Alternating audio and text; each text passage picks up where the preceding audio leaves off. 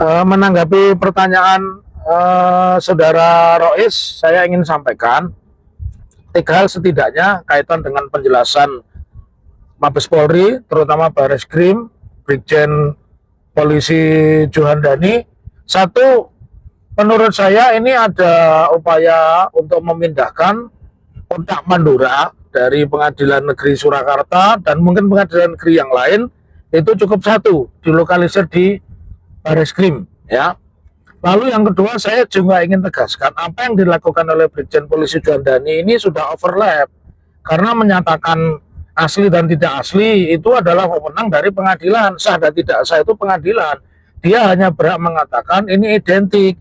Lalu pertanyaannya, andai kata itu identik pun, identik dengan siapa begitu? Karena tidak dijelaskan pembandingnya.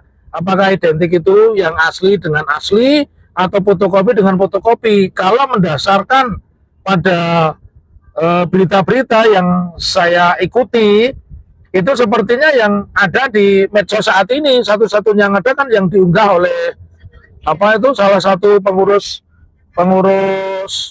PSI begitu ya. Jadi tentang ijazah itu, yang kedua, bahwasanya penjelasan Mabes Polri ini sepertinya tidak tepat. Kenapa aku bilang tidak tepat?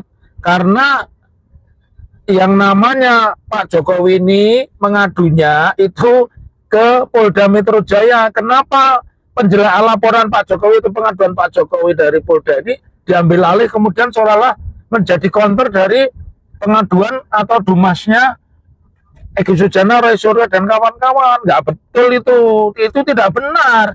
Mestinya kalau mengadakan jumpa pers itu ya jumpa persnya di Polda Metro mengatakan berdasarkan alat bukti ini maka kepunyaan Pak Jokowi ini sah. Jangan justru mengatakan Roy Suryo, malah ini ketebak, ini cara berpikir seperti ini ketebak, dan itu menurut saya selain tidak elegan, tidak prosedural, dan juga mencederai gitu loh.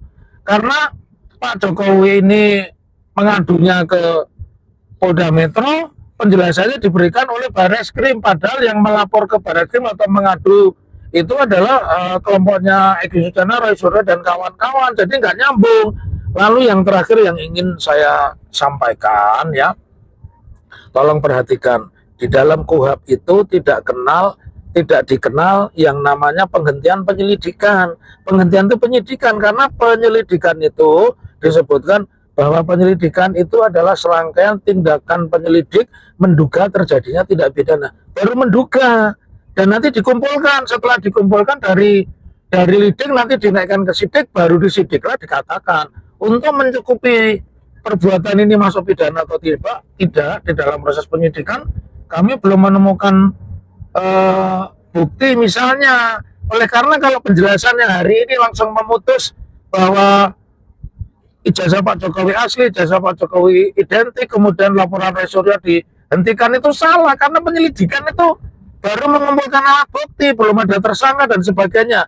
Dan inilah menurut saya blessing in disguise. Oleh karenanya nasihat saya kepada tim pengacaranya Roy Suryo untuk mengirimkan data-data baru, karena ini penyelidikan, tidak bisa penyelidikan dihentikan. Yang bisa dihentikan itu adalah proses penyidikan. Ya, semoga yang singkat ini bisa dipahami oleh kalangan. Saya Muhammad Taufik, terima kasih.